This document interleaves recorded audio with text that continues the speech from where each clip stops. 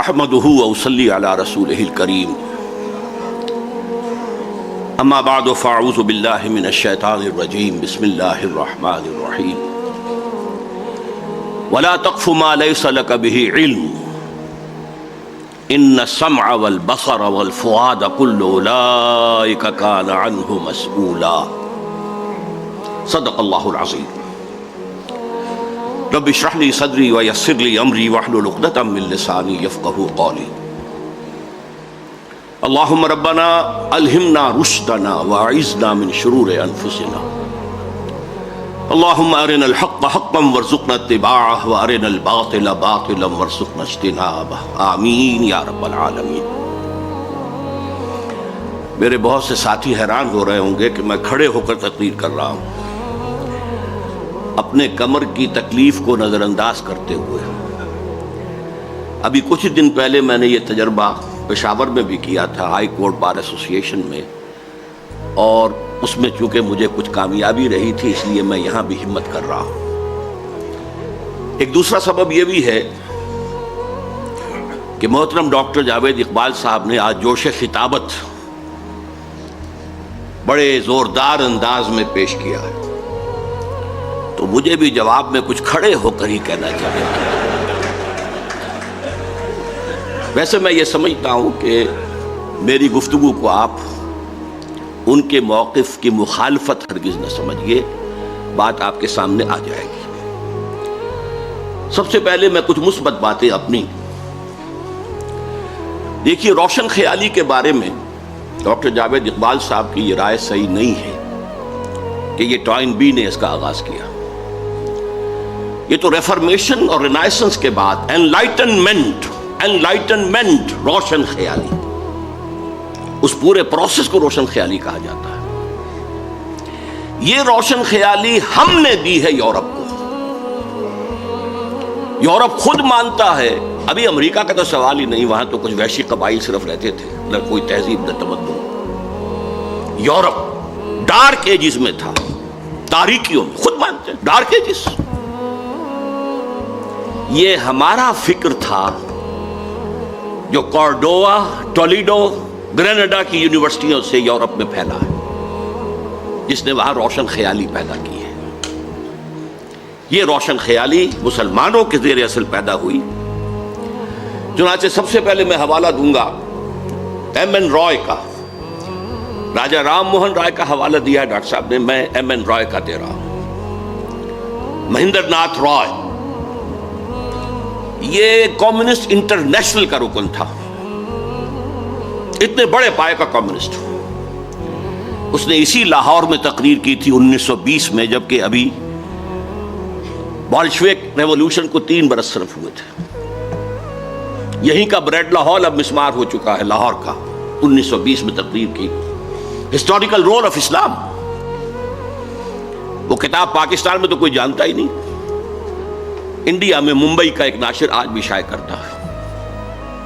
اس میں جو کچھ اس نے کہا ہے، میں اس کا صرف ایک پہلو آپ کے سامنے رکھ رہا ہوں۔ اس نے کہا جو لوگ عربوں کی فتوحات کو سکندر اعظم یا چنگیز یا اٹیلا کی فتوحات پر قیاس کرتے ہیں، وہ بہت بڑے مغالطے ہیں۔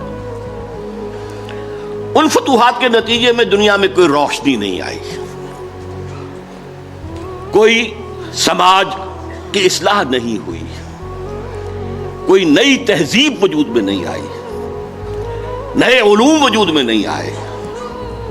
لیکن اسلام کے زیر اثر یہ جو پھیلا ہے طوفان کے ساتھ کہ تھمتا نہ تھا کسی سے سیل رواں ہمارا، اس نے دنیا کو روشنی دی ہے، اس نے دنیا کو تاریکی کے اندھیروں سے نکالا ہے، اس نے نئی تہذیب دی ہے، نیا تمدن دیا ہے، نئی سیاست دی ہے، نیا ریاست دیا ہے، نیا قانون دیا ہے، فوجداری بھی اور دیوانی بھی۔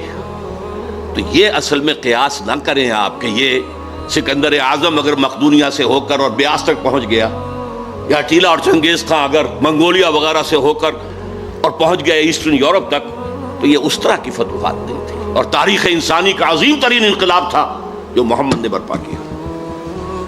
یہ گواہی ایک ہندو کی ہے، جو صرف ہندو نہیں، کمیونسٹ ہے، صرف کمیونسٹ نہیں، کمیونسٹ انٹرنیشنل کا ممبر ہے۔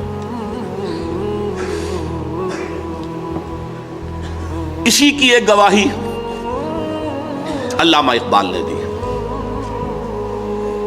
علامہ اقبال نے جدید مغربی تہذیب کا انر کور قرآنی قرار دیا ہے.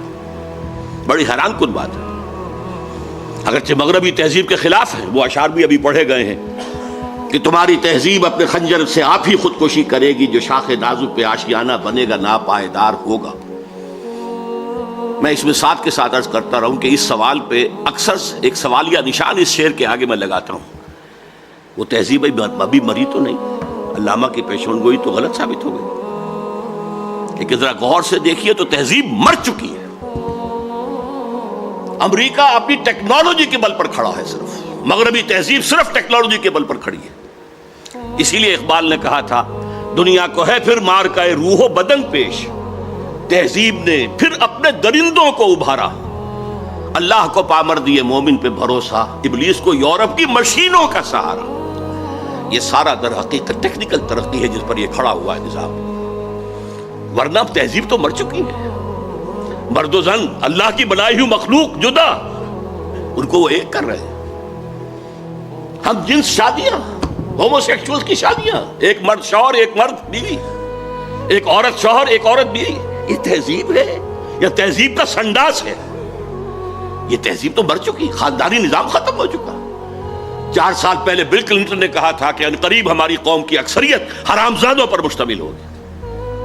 Born without any wedlock, شادی وادی نہیں ہے، ہو رہے بچے. وی آر لیونگ ٹوگیدر، بچے بھی ہو رہے ہیں. وہاں باپ کا نام جو ہے خانے سے خارج کر دیا گیا. جو فارمز بنتے ہیں فادرز نیم، اکثر کو معلوم ہی نہیں ہمارا باپ کون تھا، لہذا آپ مدرس نیم رہ گیا سر. وہ تو معلوم ہے کس نے جنم دیا. تو تہذیب مر چکی ہے. اقبال غلط نہیں تھا.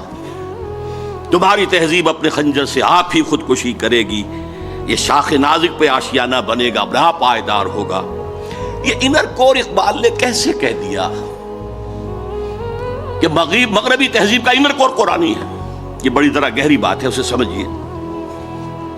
دیکھیے، اسلام سے قبل دنیا میں توہم پرستی تھی. اسلام نے آ کر توہم پرستی کا خاتمہ کر دیا. وَلَا تَقْفُ مَا لَيْسَ لَكَ بِهِ عِلْمٌ، کسی ایسے چیز کی پیروی نہ کرو، پیچھے نہ چلو جس کے لیے تمہارے پاس علم نہ ہو.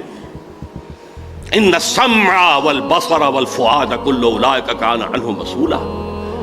ہم نے جو یہ صلاحیتیں تمہیں دی ہیں، سماعت اور بصارت اور پھر عقل.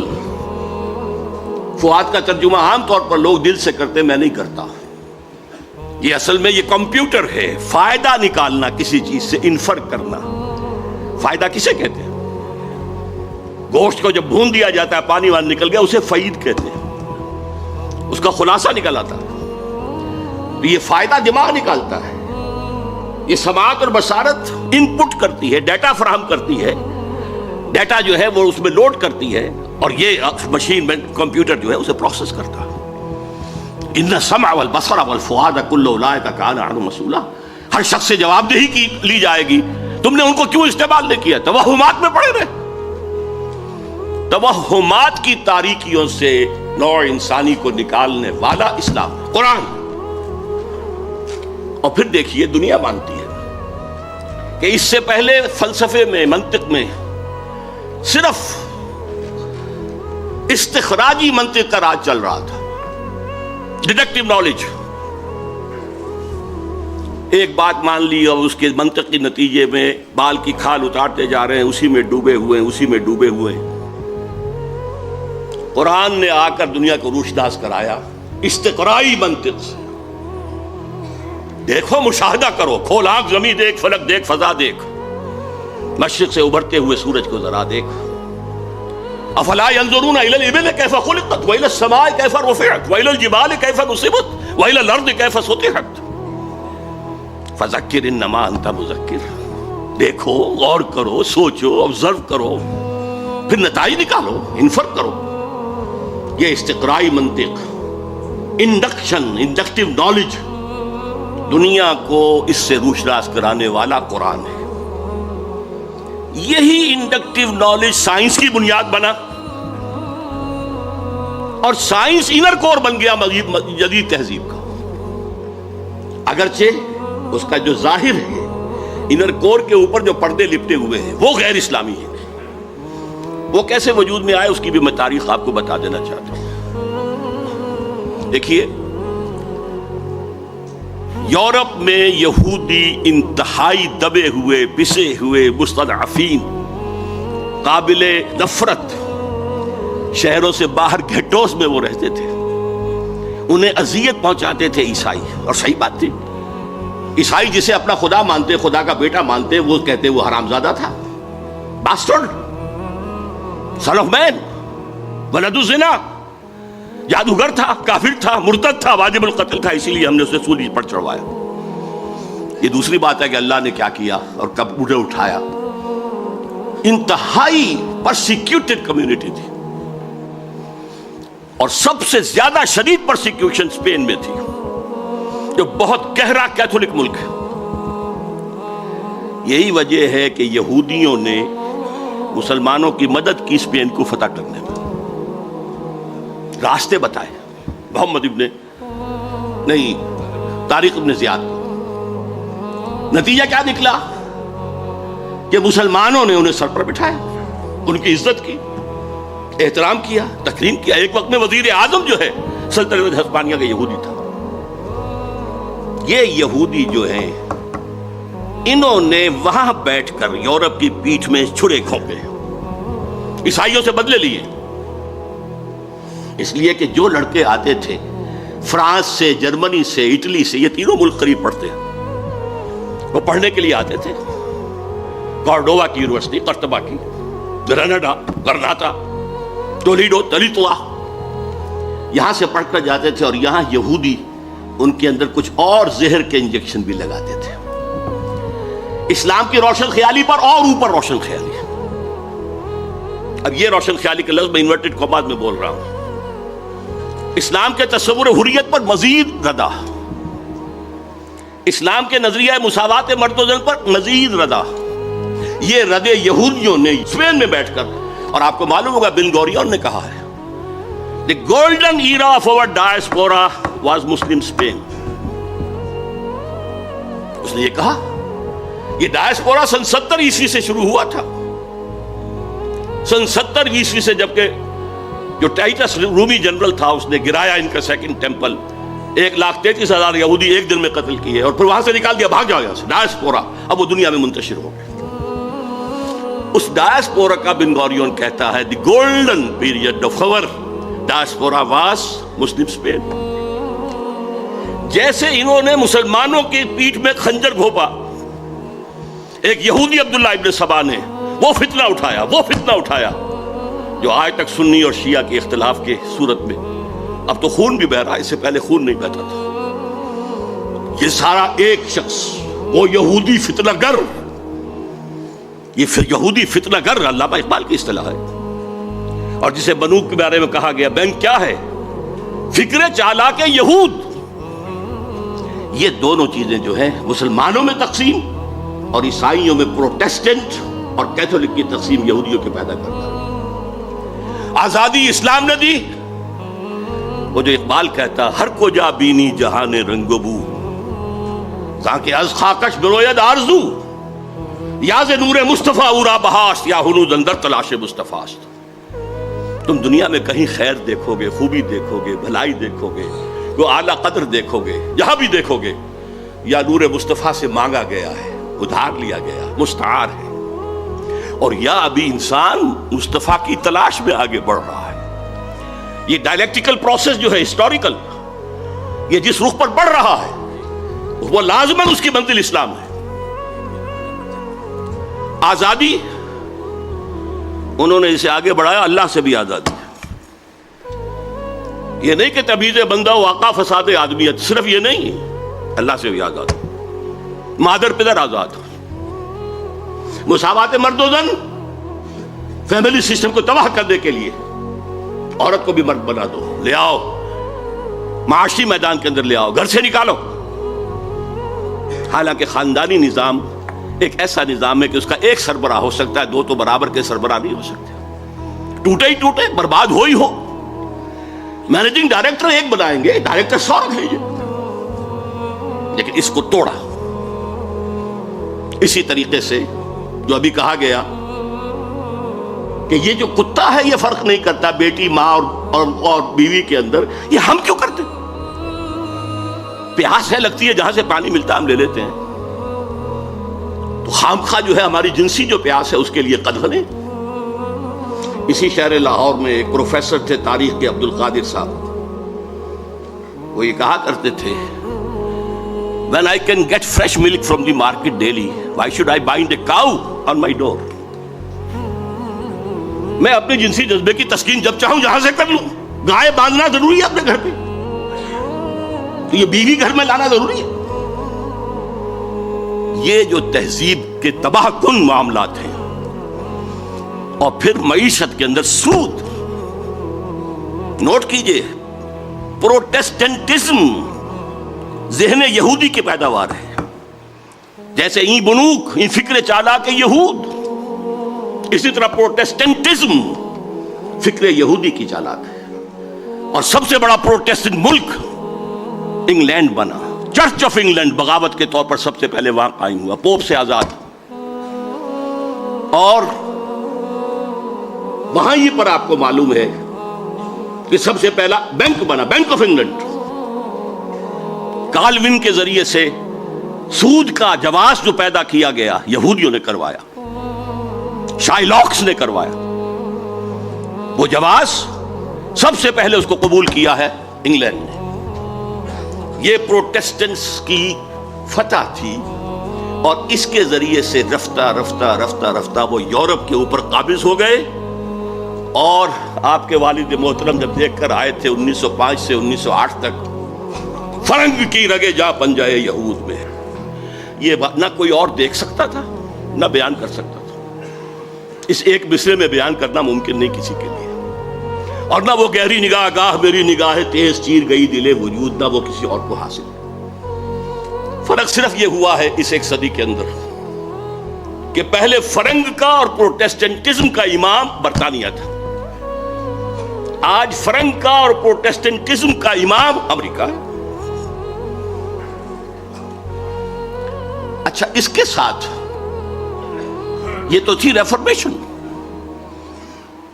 دوسرا تھا رینائسنس. رینائسنس کے ذریعے سے انہوں نے علم، اس کی طرف لوگوں کو راغب کیا. لیکن چونکہ احیاء العلوم کی اس تحریک کے پیچھے ایک نیگیٹو موٹیو تھا، پاپائیت کے نظام کے خلاف بغاوت. اور پاپائیت ہی ان کے نزدیک مذہب کا مذہب تھی، نظر کے خلاف بغاوت. لہذا اس کے تحت رد عمل کے طور پر جو علوم اور فنون جنم لیے جنہوں نے، وہ بے خدا بلکہ مخالف خدا. سیاست سے اللہ کو نکالو، حاکم وہ نہیں ہے، حاکم عوام ہے. معیشت سے قرض حسنہ، شراکت مزاربت کو نکالو، بینک لاؤ، سود پر مبنی. معاشرت میں حیا، عفت، عصمت کے تصورات ختم کرو. اور آج کی یونائٹڈ نیشنز کی اصطلاح میں پروسٹیٹیوٹس کو بھی سیکس ورکرز کہو، وہ بھی ایک محنت کرنے والے ہیں، محنت کرنے والیاں ہیں.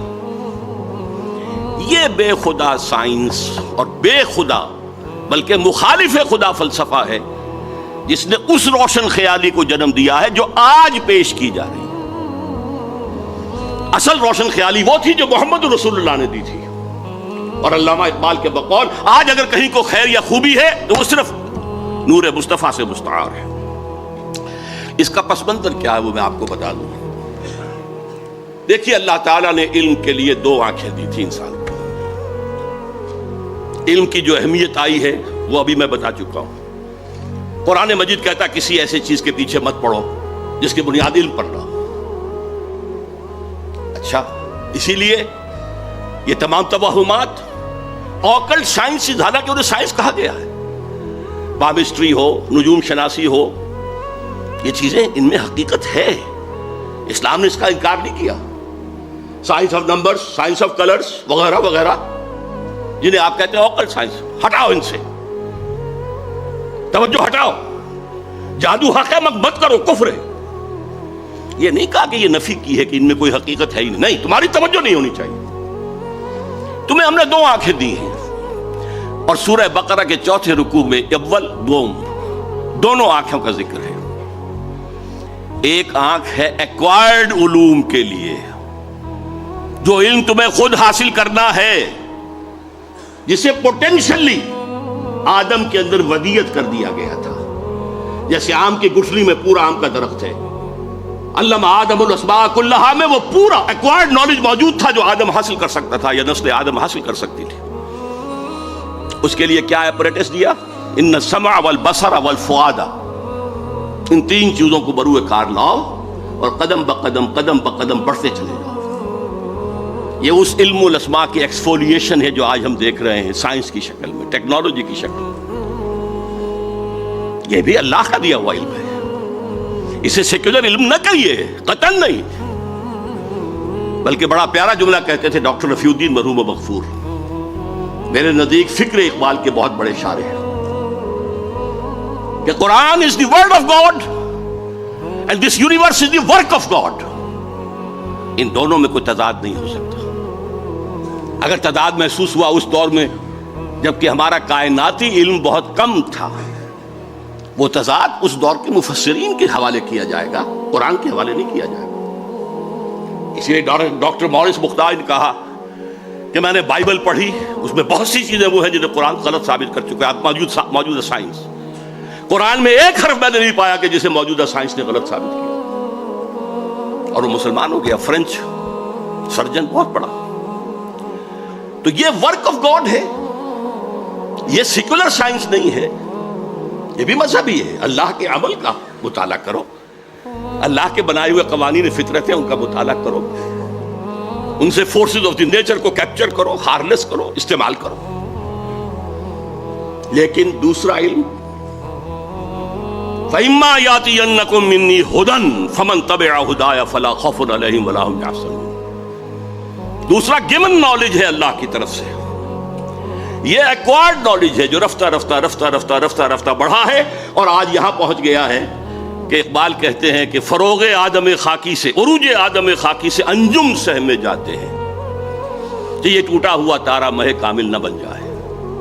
دوسری آنکھ تھی، جب بھی تمہارے پاس میری طرف سے ہدایت آئے، وہی آئے، فمن تبع ہدایا فلا خوف علیہم ولا هم یحزنون. یہ 2 آنکھیں تھیں، وہی اور اکتسابی علم. یہ گیون ہے، یہ ریویلڈ نالج ہے، یہ اوپر سے آیا ہے، اور یہ نالج آپ کو اپنی سماعت و بصارت اور عقل کے ذریعے حاصل کرنا. انسانی تہذیب کا سب سے بڑا المیہ کیا ہے؟ مذہب کی مخالفت میں جو سائنس اور فلسفہ اور جو تہذیب پروان چڑھی، اس نے ریویلڈ نالج سے آنکھ بند کر لی. رکھو ادھر، صرف ایک آنکھ کھلی رکھی. اسی لیے یہ یک چشم تہذیب ہے، یک چشم دجال. جتنی اس میں ترقی ہوئی ہے، دجالیت کی طرف انسان کا قدم بڑھتا چلا جاتا. دونوں آنکھیں کھلی ہوتی کوئی پرواہ نہیں تھی، سائنس آسمان کو چھو لیتی، کوئی خرابی نہ ہوتی. ہدایت عملی زندگی کے اندر حاصل کرو وہی کے ذریعے سے، ریویل نالج کے ذریعے سے. لیکن وہاں کیا ہے؟ اجی چھوڑو، خدا ہے یا نہیں ہے، ہوگا. لیکن یہ کائنات تو ہے نا، اس کو سمجھو. یہ ہمارے جسم میں کوئی روح بھی ہے کہ نہیں ہے، ہوگی، کون کہہ سکتا ہے کہ ہے؟ اس کو چھوڑو، یہ جسم تو ہے نا، اس کی پرواہ کرو، پالو پوسو، صاف رکھو.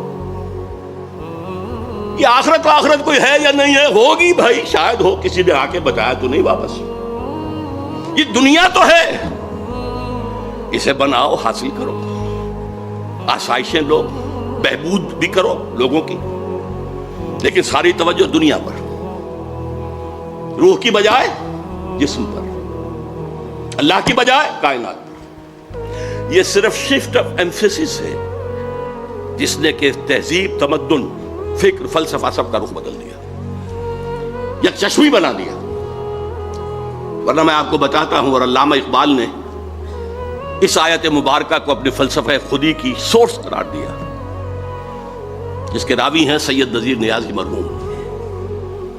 علامہ نے کہا میرے فلسفہ خودو کی سورس سورہ حشر کی آیت ہے وَلَا تَكُونُوا كَالَّذِينَ نَسُوا اللَّهَ فَأَنسَاهُمْ أَنفُسَهُمْ أُولَٰئِكَ هُمُ الْفَاسِقُونَ.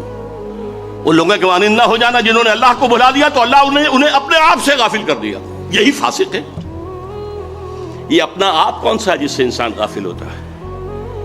کیا اپنے پیٹ سے کوئی غافل ہے؟ کوئی اپنے جسم سے غافل ہے؟ تھوڑا سا چھالا نکلا ہے انگلی میں تو دوڑتے ہیں ڈاکٹر کے پاس. دانت میں درد ہو تو جا کر ڈینٹسٹ کو رات کے 1 بجے بھی آپ اس کے گھر پر دروازہ توڑ دیں گے. لیکن روح ہے یا نہیں، اس سے ہم بے پرواہ ہیں. وَلَا تَكُونُوا كَالَّذِينَ نَسُوا اللَّهَ فَأَنسَاهُمْ أَنفُسَهُمْ. انہوں نے اللہ کو بلایا تو اللہ نے انہیں اپنے آپ سے غافل کر دیا. اسی کا کانورس ہے جو بعض صوفیہ کا قول ہے من عرف نفسه فقد عرف ربه. جس نے اپنے آپ کو پہچان لیا اس نے خدا کو پہچان لیا. اس لیے کہ ہمارے اندر وہ ڈیوائن سپارک ہے، وہ روح ملکوتی ہے. وَنَفَخْتُ فِيهِ مِن رُوحِي، جسے قرآن 2 جگہ کہہ رہا ہے اللہ کی اپنی روح اس میں سے پھونکا. بہرحال اس نئی تہذیب کے تحت جو روشن خیالی آ رہی ہے وہ مجسم دجالیت ہے. اس دجالیت کا یوں سمجھیے میں نے 3 لحافوں سے تشبیہ دی ہے. جب ملیریا بخار چڑھتا تھا تو اتنی سردی اور اتنی وہ ہوتی تھی، ایک لحاف ڈالا، دوسرا ڈالا، تیسرا ڈالا. سب سے اوپر کا لحاف ہے سیکولرزم. زندگی کے مین دھارے سے خدا کو نکال باہر کرو کان پکڑ کر. جاؤ مسجد میں رہو، مندر میں رہو، سینیگاگز میں رہو، چرچ میں رہو، ہم آئیں گے درشن کر لیں گے، ڈنڈوت کر دیں گے بس. ہماری سیاست، ہماری ریاست، ہمارے قوانین، ہمارے نظام سیاسی، نظام معاشی، ہمارا تصور سماجی اقدار، سوشل ویلیوز، ہمارا تصور سماجی خرابی ہے، سوشل ایونز کا، یہ ہم کریں گے. Nothing doing. آپ بیٹھے مسجد میں بیٹھے، آئیں گے ہم 5 وقت آئیں گے، درشن کریں گے آپ. یہ پہلا لحاف ہے جو پوری کائنات، پورے زمین کو اس وقت انگلف کیے ہوئے. دوسرا لحاف انٹرسٹ بیسڈ کیپیٹلزم. پوری دنیا بینکنگ، یہ بنوک، یہ فکر چابا کے یہود، نور حق السینہ آدم ربود. اور کیا بات کہی ہے عزیزم عاکف سعید نے، اس کا دوسرا شعر نہیں پڑھا. تا تہو بالا نہ گردہ دین نظام، دانش و تہذیب و دین سودائے خام. جب تک یہ بینکوں کا نظام تہو بالا نہیں ہوتا، ختم نہیں ہوتا، اپروٹ نہیں ہوتا، اس وقت تک دانش، کیا بات کرتے ہو دانش کی، تہذیب کیا بات کرتے ہو تہذیب کی، دین کیا بات کرتے ہو دین کی، سودائے خام، یہ تو بڑے کچے خیالات ہیں. دوسرا لحاف بھی گلوبل ہے. تیسرا لحاف البتہ ابھی کچھ مشرقی ممالک خصوصاً مسلمان ممالک پر پوری طرح نہیں ہو رہا ہے. وہ اگر آپ protocols of designs, elders of designs پڑھیں گے تو معلوم ہوگا کہ یہ بھی ایک پورے پلان کے تحت ہو رہا ہے. شرم و حیا کے تصور نکال باہر کرو، عصمت و عفت کا تصور نکال باہر کرو. عزیز واقف نے تو کہا کہ خانہ داری بھی کرے، وہ کہتے ہیں خانہ داری اس کا کام ہے ہی نہیں. اگر وہ کرے گی تو اجرت مانگے گی شوہر سے، بچے جنے گی تو اجرت مانگے گی شوہر سے. یہ تو social engineering programme of United Nations Assembly کا ہے، جس کا سب سے بڑا جو ہے چمچہ اس وقت صدر مشرف بنا ہوا ہے. پوری دنیا میں کہیں نہیں ہے کہ عورتوں کو اس طریقے سے سیٹیں. ڈیموکریسی کا معجزہ ہمارے برابر موجود ہے انڈیا. معجزہ مانتی ہے دنیا اس کو، کہ مانا جاتا ہے کہ ڈیموکریسی جو ہے وہ لو پرسنٹیج آف لٹریسی کے ساتھ نہیں چل سکتی، اور وہاں چل رہی ہے. یہ معجزہ ہے. اسی لیے وہ ہندوستان کی پرستش کرتے ہیں. ڈیموکریسی ان کا مذہب ہے. امریکہ میں نہیں ہے، کہاں ہے؟ لیکن وہ شیطان کے چمچے جو ہیں وہ شیطان کو کوئی کان قطر دیں گے، اس کو بھی پیچھے چھوڑ جائیں گے. اس کے ضمن میں ڈاکٹر جاوید اقبال صاحب کی خاص طور پر توجہ منعطف کراؤں گا. رینڈ کارپوریشن جو امریکہ کا ہائیسٹ لیول کا थिंक टैंक, उसकी ताज़ा तरीन रिपोर्ट जो आई है उसमें उन्होंने मुसलमानों को 4 तबकात में तकसीम किया। एक फंडामेंटलिस्ट है जो इस्लाम को सिर्फ मजहब नहीं समझते, निजाम समझते हैं, the politico socio economic system. ये हमारी हिट लिस्ट पर नंबर 1 है। इन्हें हमने खत्म करना ही करना है, ये हमारे दुश्मन है। इसलिए कि उन्हें मजहब से दुश्मनी नहीं है। नमाजें पढ़ो, तुम आए अमेरिका में, तुमने चर्च खरीदे, मस्जिदें बना ली, हमने तो कोई एतराज नहीं किया। तुमने सिनेगॉग्स खरीदे, मस्जिदें बना ली, हमने तो कोई एतराज नहीं किया। तुम रमजान में रोजे रखते हो, हम तुम्हें एक इफ्तारी पार्टी दे देते हैं व्हाइट हाउस में। तुम ईद और बकरीद मनाते हो, हम यादगारी टिकट इशू कर देते हैं। हाँ, तुम्हारे इस्लाम से भी कोई दुश्मनी नहीं। हाँ, इस्लाम as a politico socio economic system, जिसे वो पॉलिटिकल इस्लाम भी कह देते हैं, ये हमारा दुश्मन है। और उसकी वजह साफ है। निस सदी तक जो कोल्ड वार जारी रही वो निजाम की जंग थी, मजहब की तो कोई जंग नहीं थी। मगरिब में वही क्रिश्चियनिटी थी जो यूरोप में और यूएसएसआर के अंदर थी, वही क्रिश्चियनिटी। फर्क क्या है? सिर्फ एक फिरके का फर्क है। प्रोटेस्टेंटिज्म है, कैथोलिसिज्म है, और जिसको कहते हैं वो मशरकी ऑर्थोडॉक्स, ईस्टर्न ऑर्थोडॉक्स, ये अल्लाह खैर चलो, मजहब तो एक है। सारी जंग निजाम की थी। उनके सरमायादाराना निजाम को इतनी बड़ी धमकी मिल गई थी, चैलेंज मिल गया था। वो सोचते थे हवा हो जाएगा पानी में। और एक वक्त में मगरिब कांप रहा था, इसलिए कि रूस खला में पहले पहुंच गया था। अभी अमेरिका तो बहुत पीछे था। बहरहाल जंग उनकी है उन फंडामेंटलिस्ट से जो इस्लाम को दीन समझते हैं। मजहब भी है, अकायद भी हैं, इबादात भी हैं, रसूमात भी हैं। ये जो 3 इसेंशियल कॉन्स्टिट्यूएंट्स हैं मजहब के, क्लासिकल मजहब, वो भी है। लेकिन ये पॉलिटिकल सिस्टम भी है, इकोनॉमिक सिस्टम भी है, सोशल सिस्टम भी है, तीनों है। 3 × 3 बनकर 6 बनते हैं। दूसरा तबका उन्होंने कहा ये है जिनको डॉक्टर साहब ने कहा रिवायत पसंद। ये कौन लोग हैं? वो भी ट्रेडिशनलिस्ट कहते हैं इस ब्रांड कॉर्पोरेशन में। ये वो हैं जो काल अल्लाह काल रसूल में मगन है, मदरसों में है, मस्जिदों में है। ये हमारे लिए कोई बराह रास्त चैलेंज नहीं है। लेकिन अगर खुदा ना खास्ता वो ट्रेडिशनलिस्ट जो है वो फंडामेंटल से मिल जाए तो बहुत खतरनाक है। इसलिए कि उनके पास जरिया है पब्लिक के सामने आने का। मसाजिद है, हफ्तेवार जलसा मुनक्कद होता है।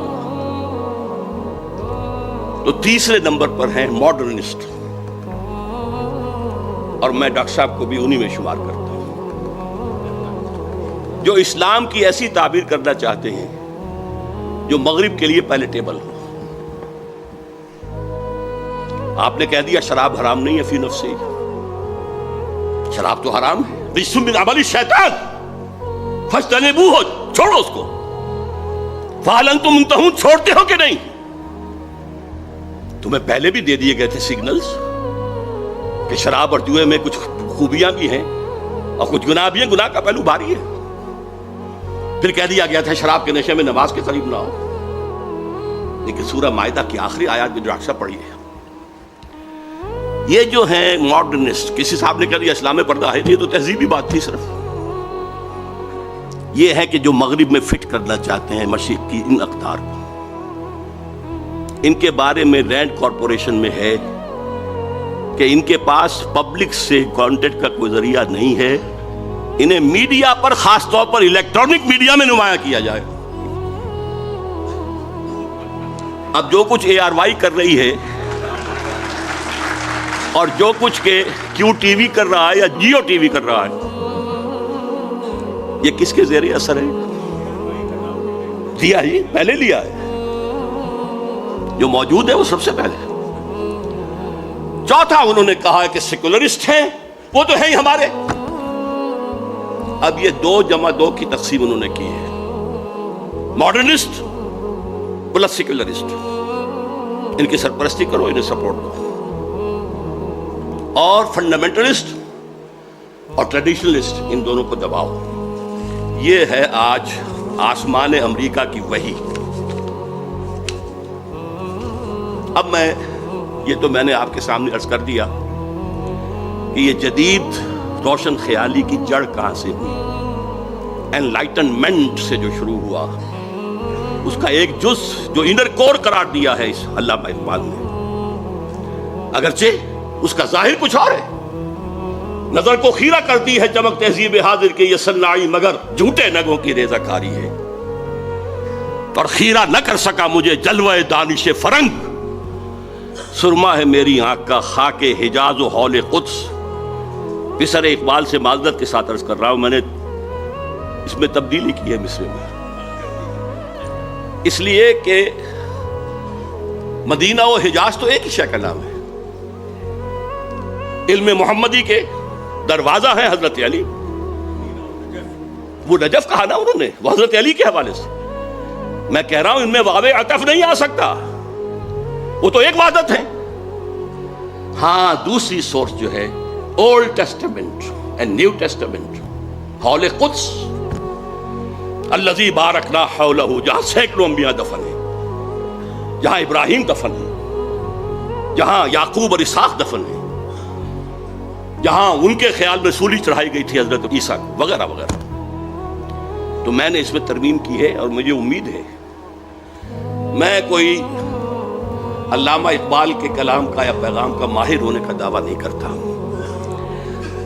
البتہ ان کے آخری زمانے کی ایک نظم، اس کے آخری شعر کا مصداق میں خود کو بھی سمجھتا ہوں. چنگ را گیرے از دستم کہ کار از دست رفت، نغمام خو گشت و از رگھائے ساز آید برون. لوگوں مجھ سے یہ ستار، یہ چنگ لے لو. میں اپنی انگلیوں سے جو اس کو چھیڑ رہا تھا تاروں کو، اب ہاتھ کا کام پورا ہو گیا ہے. اب میرا نغمہ اس ستار کے تاروں کے اندر خون بن کر گردش کر رہا ہے، اور اس کی رگوں سے، اس کے تاروں سے خود بخود نکلے گا. میں اپنے آپ کو یکے از رگ ہائے فکر اقبال سمجھتا ہوں. یکے چنگ را گیرے دس دستم. اور ڈاکٹر صاحب سے میں پھر عرض کروں گا کہ جو ریکنسٹرکشن اور علامہ کی شاعری کا فرق ہے، اس کے لیے یہ بات بھی نوٹ کر لیجئے کہ لیکچرز میں وہ مہدی کا تصور اور مسیح اور اس کا تصور، اس کو کہتے ہیں کہ یہ امیجین اثرات ہیں اسلام میں. اصل میں لیکچرز کا موضوع ہے عقل. بعض چیزیں عقل میں نہیں آتی.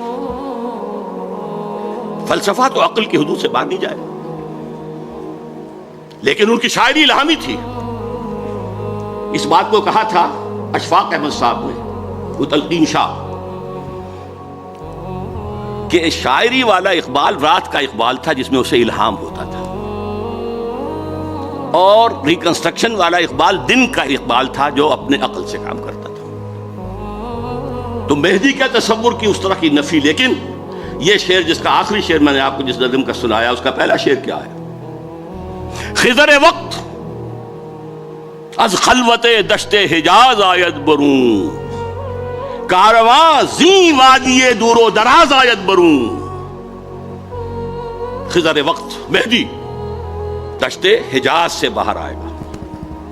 اس میں سنی اور شیعہ دونوں تصور آ گئے. شیعوں کے نزدیک حضرت مہدی 12ویں امام تھے جو روپوش ہیں، وہ ظاہر ہوں گے. اور سنیوں کے نزدیک حضرت ام سلمہ کی حدیث ہے کہ خلیفہ کے انتقال کے بعد خانہ جنگی ہو جائے گی، اور ایک شخص کی طرف لوگ دیکھ رہے ہوں گے رہنمائی کے لیے، اور وہ اسے گریز کرتا ہوا مدینے سے بھاگ کر مکے میں چھپ جائے گا. لوگ وہاں سے تلاش کریں گے، نکالیں گے تو نکالیں گے. خضر وقت از خلوت دشت حجاز آید برون، کارواں زیں وادی دور و دراز. یہ وادی سندھ جس کا ایک حصہ افغانستان ہے، مشرقی افغانستان، دوسرا حصہ یہ پاکستان ہے، یہاں سے نکلے گا جو حضور کی حدیث کے مطابق یخرج ناس من المشرق یوطئون للمہدی، یعنی سلطان ہے. مشرقی ملک سے فوجیں آئیں گی جو مہدی کی حکومت کو قائم کریں گی. اللہ کرے کہ وہ پاکستان ہو. اقبال کے خواب میں وہ پاکستان ہی تھا، اور افغانستان بھی ساتھ. بہرحال آج جو قرات ہوئی اس میں بھی جو نقشہ کھینچا گیا ہے کہ یہود و نصارہ کو اپنا ولی نہ بناؤ۔ ہماری بدقسمتی ہے کہ اس دور کے بہت بڑے مفکر، مورخ، درویش صفت انسان ڈاکٹر حمید اللہ مرحوم نے اس آیت میں ولی کا ترجمہ کیا ہے حاکم نہ بناؤ۔ حیران، عربی کے بہت بڑے ماہر، لیکن میرے نزدیک یہ آیت قرآنی وَمَن نُعَمِّرْهُ نُنَكِّسُ فِي الْخَلْقِ، جس کی عمر زیادہ کر دیتے اس کی عقل اوندی کر دیتے، تخلیقی صلاحیتیں کم کر دیتے، وہ اولیاء کا ترجمہ حاکم کہہ رہا۔ اچھا، حاکم کوئی کسی کو خود بناتا؟ انگریز آئے تھے تو ہم نے بنایا تھا؟ وہ تو آئے تھے اپنے زور زور سے آئے تھے۔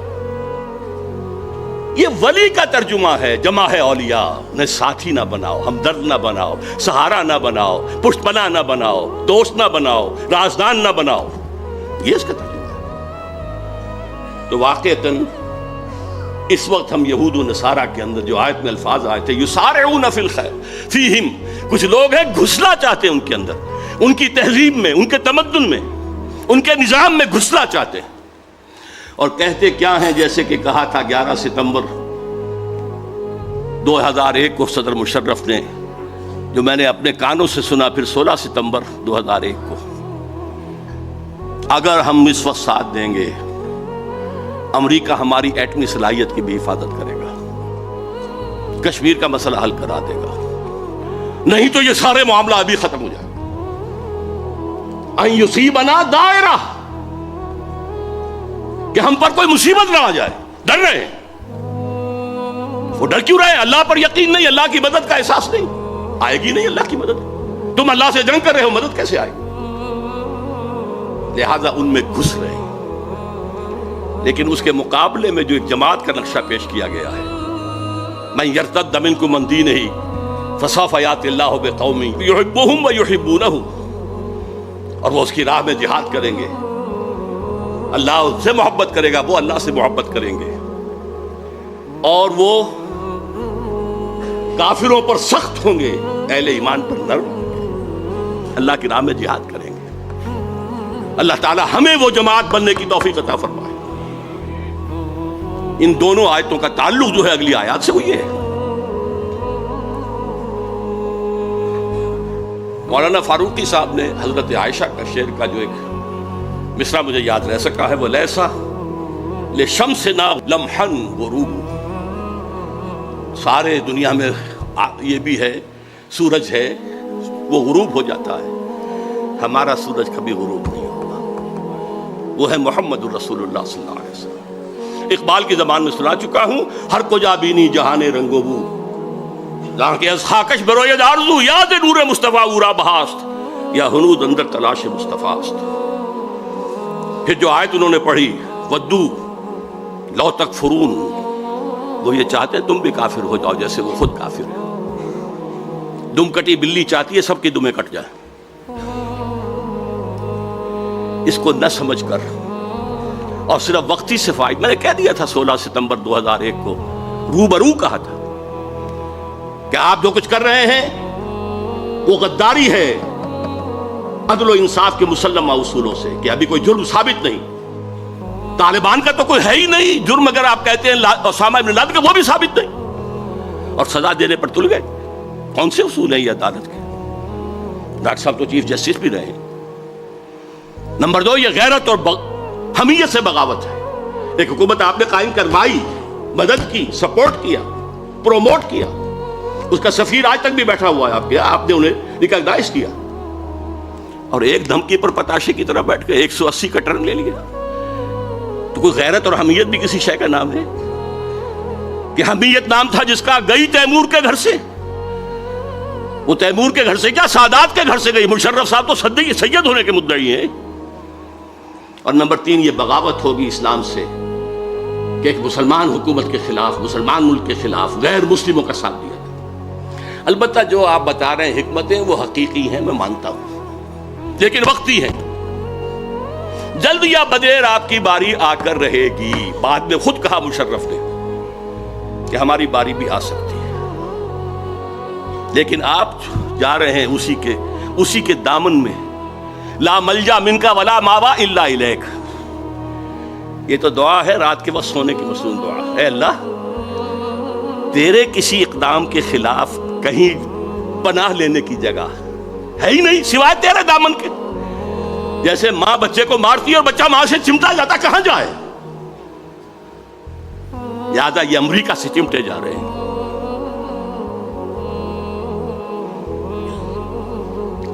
انجینئر سلیم اللہ خان صاحب نے جو بات کہی, روشن خیالی کا نفاذ, یہ ہے اصل بات جو اس وقت اس حکومت کے تحت ہوا. پوری ریاستی مشینری کو استعمال کر کے, اپنے خیالات مطلقہ کو استعمال کر کے, جو ان کے خیال میں روشن خیالی ہے, جو روشن خیالی کا اتا ترک ماڈل ہے, برقعے زبردستی اتروا دیے, انگریزی لباس پہننا لازم کر دیا گیا, اذان بھی دو تو ترکی میں دو, نماز پڑھو تو ترکی میں پڑھو. یہ سارا معاملہ یہ شخص بھی کرے گا اگر اس سے مہلت مل گئی, بلکہ اس سے 10 قدم آگے جائے گا. حافظ عاکف سعید صاحب کی گفتگو میں سے میں نے صرف ایک چیز نوٹ کی تھی, اس کا میں پہلے تذکرہ کر چکا ہوں کہ تمہاری تہذیب اپنے خنجر سے آپ ہی خودکشی کرے گی. یہ واقعہ ہے جو پیش آ چکا, تہذیب مر چکی ہے, خلاف فطرت, اصول تخلیق کے خلاف دنیا جا رہی ہے. جسے قرآن نے کہا تقطعون السبیل, تم راہ مار رہے ہو. یہ راہ مارنا جو ہے رہزنی بھی ہے, اور یہ انسانیت کی پیدائش کی راہ نہیں ماری جا رہی. 2 عورتوں کی شادی, 2 مردوں کی شادی, فطرت کے راہ کو مسدود کیا جا رہا ہے. محترم اور مکرم ڈاکٹر جاوید اقبال صاحب کی جو کے فرمودات میں سے ایک پر میں پہلے تبصرہ کر چکا ہوں. میرے نزدیک یہ انلائٹنمنٹ کی تعبیر ہے جو آج سے 400 برس پہلے کی بات ہے, اور آج اسے ہم اس انلائٹنمنٹ جس میں اسلام کی انلائٹنمنٹ کے ساتھ یہودیوں کا ذہن فکر چالاک یہود شامل ہو گیا تھا. مجھے ایک شعر یاد آیا, کون سیاہی گھول رہا ہے وقت کے بہتے دریا میں. وقت کا بہتا دریا, اسلام کی تعلیمات, حریت و اخوت و مساوات, جس کا راگ الاپا اقبال نے, جس کا راگ الاپا بلکہ قوالی کہی جس کی قائد اعظم نے, اس کے اندر زہر داخل کیا ہے. حریت اللہ سے بھی آزادی ہے, مادر پدر آزادی, مساوات عورت مرد بالکل برابر. سماجی نظام کیا ہے یہ شرم اور حیا اور یہ عصمت و عفت, غیرت نہ تجھ میں ہوگی نہ زن ووٹ چاہے گی. وہ زمانہ آ رہا ہے, آ چکا ہے. نمبر 2, ڈاکٹر صاحب نے سب سے زیادہ اہم قرار دیا انقلاب فرانس کو. یقیناً وہ بھی رینیسنس کا ایک پروڈکٹ ہے, نتیجہ ہے. آزادی, بادشاہوں سے آزادی, جاگیرداروں سے آزادی, لارڈ سے, بیرن سے آزادی. لیکن اس کا جو اصل مظہر ہے وہ ہے در حقیقت چرچ آف انگلینڈ اور بینک آف انگلینڈ. یہ ہیں 2 چیزیں جو یہودیوں نے وہاں مسلط کی. چرچ پاپائیت سے اگر بغاوت نہ ہوتی تو سود کی اجازت نہیں مل سکتی تھی, سود حرام تھا, یورپ کے نظام کے تحت حرام تھا. پروٹیسٹنٹس کے ذریعے سے انہوں نے اس کی اجازت حاصل کی, اور پھر اپنے سودی ہتھ کنڈوں کے اندر پورے یورپ کو جگڑ لیا. فرنگ کی رگے جا پنجے یہود میں. Bank of England.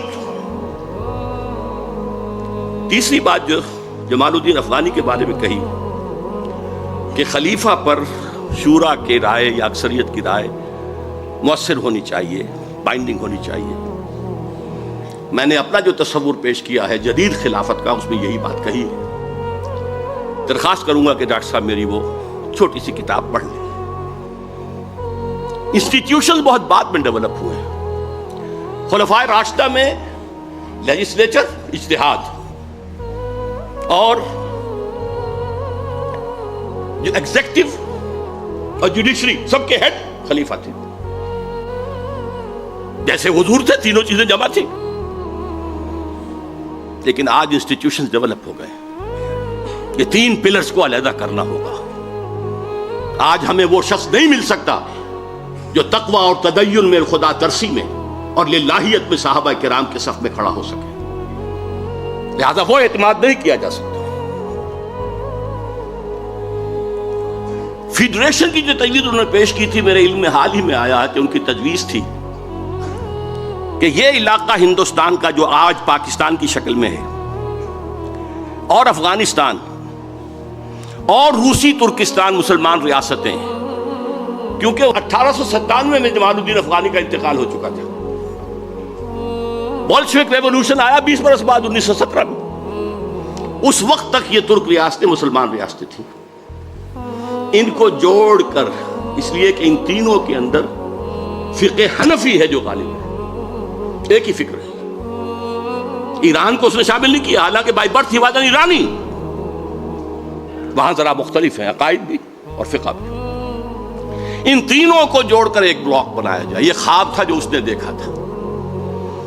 ایک دوسرا خواب اقبال نے دیکھا تھا 1930 کے خطبے میں کہ یہ ڈیسٹنی ہے کہ ہندوستان کے شمال مغرب میں ایک آزاد مسلمان ریاست قائم ہو، اور اگر ایسا ہو گیا تو ہمیں موقع مل جائے گا کہ اسلام کے چہرے پر عرب امپیریلزم کے دور میں جو دبے اور داغ آ گئے تھے انہیں ہٹائے اور صحیح اسلام کا نمونہ پیش کریں. سر سید کے بارے میں جو کچھ کہا ہے ڈاکٹر صاحب نے، ان پر کفر کا فتویٰ ان کی تعلیمی پالیسی کی وجہ سے نہیں لگا. حقائق کو درست کانٹیکسٹ میں سمجھنا چاہیے. جیسے کہ ڈاکٹر شاہد صاحب نے کہا، وہ اپنی قومی سوچ کے دائرے سے نکل کر مذہبی اور اعتقادی دائرے میں داخل ہو گئے. انہوں نے کہا فرشتہ کوئی چیز نہیں ہے، صرف فورسز آف دی نیچر جو ہے وہ فرشتے ہیں، بس کوئی ان کا باڈیلی ایگزسٹنس نہیں ہے، شخصی کوئی ان کا وجود نہیں ہے. جن بھی عام انسان ہوتے ہیں کوئی نہیں آگ سے پیدا کیے گئے، بس صرف جیسے ہم کہتے ہیں کہ وہ غصے میں آگ بگولا ہو گیا، تو جو ان پڑھ قسم کے لوگ ہوتے ہیں وہ غصے میں آگ بگولا ہو جاتے ہیں، اس لیے وہ لوگ ہیں کہ جنہوں جن کہا گیا. وہ آگ تو نہیں ہوتے، نہ آگ سے بنے، انسانی ہوتے. معجزات کا انہوں نے انکار کیا. وہ جو قانون مادی تھا اس کو اتنا غالب سمجھا کہ قدرت خدابندی بھی اس کی پابند ہو چکی ہے. یہ قوانین اللہ نے بنائے، کیا وہ انہیں توڑ نہیں سکتا کبھی؟ نہیں، یہ قوانین بالا تر ہیں. اس اعتبار سے ان پر کفر کے فتوے لگے.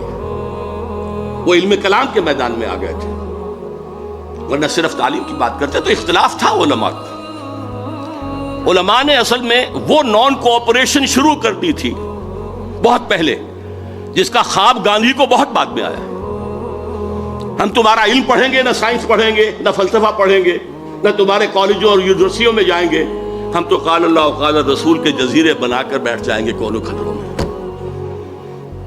It was a non-cooperation with the Britishers.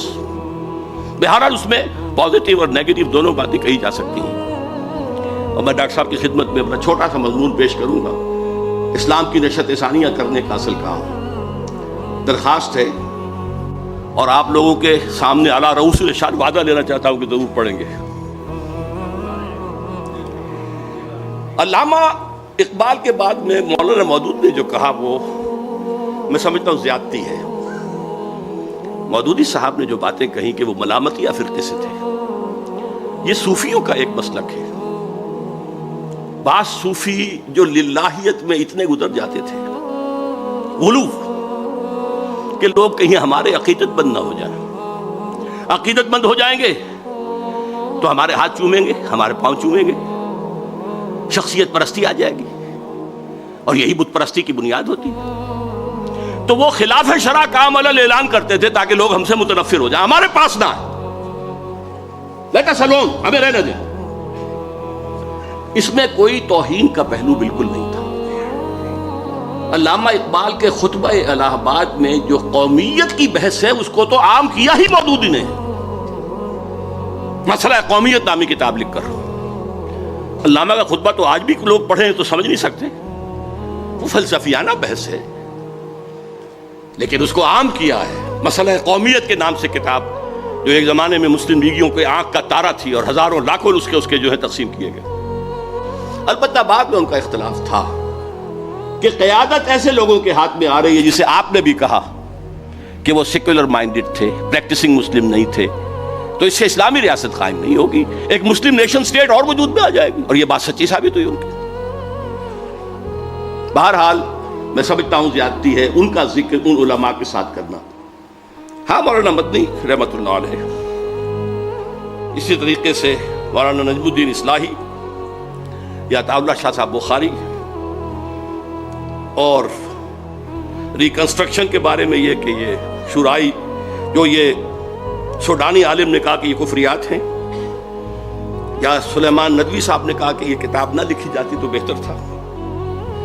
ابو الحسن ندوی کو آپ نے پوتا قرار دیا ہے سید احمد بریلوی کا، وہ کئی پشتوں میں جا کر نواسے بنتے ہیں۔ سید احمد بریلوی کا بیٹا تو کوئی تھا ہی نہیں، اور وہ بھی براہ راست نواسے نہیں، کئی پشتے ہیں، وہ تو بہت پرانے بہت زمانے کا جو ہے ان کے درمیان وقفہ ہے۔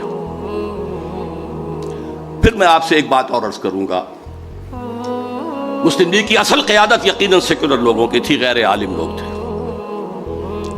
اب ڈاکٹر شاہد مسعود صاحب انہیں خام خواہ عالم بنانا چاہیں تو وہ عالم نہیں بن جائیں گے۔ اقبال عالم تھا، اس کی ابتدائی تربیت علامہ میر حسن کے تحت ہوئی تھی، اس کے اندر اپنے والد اور والدہ کا خون دوڑ رہا تھا جو صوفی مزاج تھے، قائد اعظم نہیں تھے، وہ ایک عام قسم کے کھوجے گھرانے میں، کاروباری گھرانے میں پیدا ہوئے، ان کی تعلیم میں تربیت میں کوئی دین کا دخل نہیں، وہ اور تھے یہ اور تھے۔ اب میں بدقسمتی سمجھتا ہوں کہ قیام پاکستان میں اصل بات کی جاتی ہے قائد اعظم کی، اصل بات اقبال کی کرنی چاہیے، جس کا مرید بن گیا تھا محمد علی جناح۔ لندن کی تیسری گولمیز کانفرنس کے موقع پر جو ملاقاتیں ہوئی ہیں اسے میں آج کل کہہ رہا ہوں یہ مولانا روم اور شمس تبریز کی ملاقاتوں کے برابر تھیں۔ وہ واپس آئے ہیں تو اس کے بعد انہوں نے قوالی گائی ہے اسلام کی۔ یہ سب وہ انجیکشن تھا جو اقبال نے دیا تھا، جو سن 30 کے خطبے میں مسلم لیگ میں دے چکے تھے۔ بہرحال روشن خیالی کی اس مل میں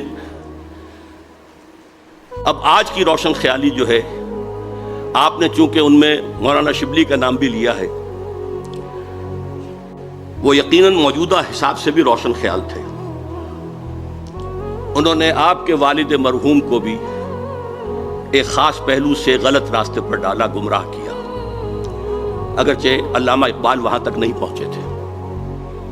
اس پر ایک پورا مقالہ لکھا جا چکا ہے اور میں اس کا بڑا احسان سمجھتا ہوں۔ بہرحال آج کیا ہو رہا ہے، علامہ شبلی کی پوتی اب نماز کرائے گی امریکہ کے اندر۔ یہ جو روشن خیالی کے بیج تھے وہ برگو بار آج لا رہے ہیں نا، ان کی پوتی ہے۔ اب پہلے تو وہ کوئی ڈاکٹر امینہ ودود تھی، وہ کہاں سے ٹپکی ہیں یہ تو ہمیں معلوم نہیں، لیکن اب آ رہی ہے شبلی کی پوتی روشن خیالی لے کر۔ میں ڈاکٹر صاحب کی ان تینوں اصطلاحات کو پسند کرتا ہوں، اصلاح پسند، روایت پسند اور عوام کی پسند کا مذہب، یہ تینوں اصطلاحات صحیح ہیں اور میں سمجھتا ہوں معتدل ہیں، ماڈریٹ ہیں۔ یہ بات ہمیشہ رہی ہے، بقول اقبال آئین نو سے ڈرنا، طرز کہن پہ اڑنا، مشکل یہی کٹھن ہے قوموں کی زندگی میں۔ یہ مراحل آتے ہیں، نئے خیالات کی پذیرائی آسانی سے نہیں ہوتی۔ یقیناً اجتہاد کا دروازہ جو ہمارے خاص طور پر سنی اسلام کے اندر بند ہے سینکڑوں برس سے، اسے کھولا جانا چاہیے، لیکن ظاہر بات ہے کہ اس کے کچھ حدود ہیں، قیود ہیں، کچھ پیرامیٹرز ہیں، ان کے اندر وہ اجتہاد ہوتا ہے، مادر پدر اجتہاد نہیں جو قرآن کو بھی بدل دے، خود بدلتے نہیں قرآن کو بدل دیتے ہیں، ہوئے کس درجہ فقیہان حرم بے توفیق۔ اس لیے کہ آج کا ہمارے ہاں روشن خیال یا روایت پسندی میں 3 شیڈز میں بتا دوں گا، اور اصلاح پسندی کے 3 شیڈز۔ ٹاپ پر وہ ہیں کہ جو قرآن کو بھی پورا تسلیم کرنے کو تیار نہیں، وہ کہتے ہیں قرآن سے اصول لے لو، اسپیسیفکس نہیں، یہ چور کا ہاتھ کاٹو اور یہ کرو اور کوڑے لگاؤ اور لعنان، یہ اسپیسیفکس ہے۔ قرآن سے صرف اصول لو، اور یہ اسپیسیفکس جو ہیں یہ تو ایک خاص دور کے لیے وہ ہدایت دی گئی تھی۔ میرے نزدیک یہ ختم نبوت کا انکار ہے۔ تکمیل نبوت اور رسالت کا انکار ہے. اگر یہی بات تھی تو ابھی نبوت اور رسالت جاری رہنی چاہیے تھی. پہلی بات یہ، وہ لوگ جو قرآن بھی پورا ماننے کو تیار نہیں، ڈاٹڈ قرآن ڈاٹڈ. دوسرے وہ ہیں جو کہتے ہیں قرآن صرف قرآن پورا، لیکن ہم اس کی تعبیر خود کریں گے. ہم سنت رسول کو اس کی تعبیر ماننے کو تیار نہیں. یہ منکرین حدیث ہیں ہمارے ہاں، جو اہل قرآن بھی اپنے آپ کو کہتے ہیں. وہ مرکز ملت کی حیثیت سے فیصلے تھے. اب ہم قرآن کی تعبیر خود کریں گے، سنت جو ہے وہ اس میں ہمارا سورس نہیں. یہ ہیں دو شیڈ جو آج روشن خیالی کا اظہار کر رہے ہیں ان کے. اس کے بعد آتا ہے اہل حدیث کا موقف. قرآن بھی لازم، سنت بھی لازم، لیکن خلفائے راشدین کے فیصلے بھی بائنڈنگ نہیں ہیں. حضرت عمر کے اجتہادات ایگزیکٹو آرڈرز تھے اپنے دور کے، وہ ابدی نہیں. وہ اہل سنت تو ہے، اہل جماعت نہیں. چوتھا شیڈ کیا ہے؟ قرآن، سنت اور اجماع امت جو صرف خلافت راشدہ میں ہوا ہے. اس کے بعد تو اجماع کا سوال ہی نہیں. عالم اسلام ایک وحدت رہا ہی نہیں. اس وقت عالم اسلام ایک وحدت تھا. تو خلیفہ راشد کے جس فیصلے کو مان لیا گیا وہ گویا اجماع ہو گیا. یہ ہیں ہمارے اہل سنت والجماعت. اس کے بعد آتا ہے مجتہدین کا دور. ابو حنیفہ، امام مالک، امام شافعی، امام احمد بن حنبل، امام جعفر صادق. اب قرآن، سنت، اجماع، بلکہ اہل تشیع جو ہے وہ اجماع کو نہیں مانتے، جیسے اہل حدیث نہیں مانتے. دور خلافت راشدہ کے فیصلے کو وہ نہیں مانتے. چوتھے یہ ہے کہ ان کے اجتہاد کو بھی مانو، بندھے رہو ان کے ساتھ، یا فقہ حنفی کے ساتھ، یا فقہ مالکی کے ساتھ، یا فقہ شافعی کے ساتھ. یہ ہے چوتھا شیڈ جس پر آج مسلمان اکثریت جو ہے مسلمانوں کی جس کے اوپر عامل ہے. تو میں یہ عرض کر رہا تھا کہ روایت پرستی کی یہ انتہا جو ہے اس کو تو چھوڑے بغیر چارہ کار نہیں. اگر وہ فقہا جنہوں نے اجتہاد کیا تھا وہ یہ کہہ سکتے ہیں کہ ہم رجال و نحن رجال، وہ صحابہ اور تابعین کی رائے کو بھی رد کر سکتے ہیں. وہ بھی انسان تھے، ہم بھی انسان ہیں، ہم اجتہاد کر سکتے ہیں. تو امام ابو حنیفہ بھی انسان تھے، امام مالک بھی انسان تھے، امام شافعی بھی انسان تھے، امام احمد بن حنبل بھی انسان تھے، امام جعفر صادق بھی انسان تھے. خطا ہو سکتی، اور خطا نہ ہو تو جدید تقاضوں کے اندر ایسی وسعت پیدا کی جانی چاہیے. مصالح مرسلہ کے حوالے سے اجتہاد کا دروازہ کھلنا چاہیے. تو یقیناً اگر ٹریڈیشنسٹ مسلمان اس کے اوپر مصر رہیں گے تو اپنے پاؤں پر کلہاڑی خود ماریں گے. وہ بات صحیح ہوگی کہ زمانہ آگے نکل جائے گا، وہ پیچھے رہ جائیں گے. عوامی مذہب کی بھی ظاہر بات ہے کہ ہمیں ضرورت ہوگی کہ اس کی اصلاح کریں. اصلاح پسندی کے اندر وہ بھی شامل ہونا چاہیے. اس میں جو چیزیں آ گئی ہیں جو توحید کے تقاضوں کے خلاف ہیں، جو دین کے بنیادی اعمال ان کے خلاف ہیں، اس کی نفی ہونی چاہیے. اگرچہ ان کو موضوع بنانا درست نہیں ہے. قرآن کی دعوت عام کی جائے، خود بخود وہ چیزیں جو ہیں دھل جائیں گی، روشنی پھیلے گی، تاریکیاں چھٹ جائیں گی. ڈاکٹر شاہد مسعود صاحب کے حوالے سے میں حیران ہوا جب یہ کہہ بیٹھے وہ کہ پوری نماز کو بدلنا پڑے گا. انا للہ و انا الیہ راجعون. یہ کہاں سے کہاں پہنچ گئے ایک دم. میرے نزدیک تو اسلام کا معجزہ ہے. یہ 1400 برس سے زیادہ گزر گئے اور نماز کے اندر ہماری ڈرل جو ہے، جماعت، وہ کہیں ٹوٹتی نہیں ہے. کسی کے نزدیک 3 رکعتیں نہیں ہیں فجر کی، 2 ہی ہیں. کسی کے نزدیک 2 یا 4 نہیں ہیں مغرب کی، 3 ہی ہیں. ہر رکعت کی ترتیب وہی ہے. قیام ہے، رکوع ہے، پھر قومہ ہے، پھر سجدہ ہے، پھر جلسہ ہے، پھر سجدہ ہے. کسی کے نزدیک اختلاف ہے. شیعہ، بریلوی، دیوبندی، اہل حدیث، کسی کے نزدیک सन 62 में पहली मर्तबा हज की सआदत हासिल हुई थी तो मुझ पर यह मुनकशिफ हुआ था। एक सफ में, हम तो खैर यहां पर नमाजें पढ़ते थे, सब हनफी हैं, लेकिन वहां क्या था? हनफी, देवबंदी, बरेलवी, शाफई, मालिकी, हम्बली, जाफरी सब मौजूद हैं, और नमाज की ड्रिल के अंदर कहीं रखना नहीं आता। अगर किसी का ख्याल होता कि जैसे रुकू एक है एक रकत में, सजदा भी एक ही है, तो कुछ एक सजदा करके खड़े हो जाते, कुछ सजदे में होते, और वो कहता फिर खड़ा होने वाला, ये नादां गिर गए सजदे में जब वक्त क़याम आया। नहीं, वही ड्रिल है, कोई रखना नहीं। और ये सिर्फ सुन्नत की वजह से है, सुन्नत जो तवातुर अमल से आई है, सुन्नत सिर्फ हदीस से नहीं आई है। उम्मत का तवातुर अमल, सहाबा ने देखा हुजूर को, सल्लू कमा रहे तुमूनी उसल्ली, ताबईन ने देखा सहाबा को, तबे ताबईन ने देखा ताबईन को, नस्ल बाद नस्ल। नमाज का तरीका यही रहेगा। चांद पे होंगे तो वही जमीन करार पाएगी, उसी पर सजदा होगा, उसी पर क़याम होगा। बाकी ये कि क्या और शक्लें होंगी, ये जब वक्त आएगा इस इज्तिहाद के लिए, जैसा कि गालिबन मलिक अब्दुल रऊफ ने कहा था, या इंजीनियर सलीमुल्लाह साहब ने, कि जो नए मसाइल पैदा होंगे उन्हें इज्तिहाद करना ही है। लेकिन मैं कदीम मसाइल में से भी जो हमारे मकातिब फ़िक़्ह हैं उनके अंदर इज्तिहाद का कायल हूं, और ये है दरमियानी रास्ता, मोतदिल रास्ता, रोशन ख्याली का रास्ता। अल्लाह मुझे तौफीक दे कि मैं इस पर कारबंद भी रहूं और इसे फैला भी सकूं। मुक़र्रिरीन हज़रात के बारे में जो कुछ मैंने अर्ज़ किया है, माज़रत ख़्वाह हूं, ख़ासतौर पर डॉक्टर जावेद इकबाल साहब से। वो मुझसे 8 साल बड़े हैं, और मैं हैरान हुआ कि उनके अंदर इस वक्त भी इतनी क़ुव्वत है कि खड़े होकर वो बग़ैर ये सहारा लिए हुए हैं, उन्होंने बड़े ख़तीबाना अंदाज में तकरीर की है। मैंने उन्हें फ़ौरन दादे तहसीन दी थी। अक़ूलु क़ौली हाज़ा वस्तग़फ़िरुल्लाह ली व लकुम व लिसाइरिल मुस्लिमीन वल मुस्लिमात।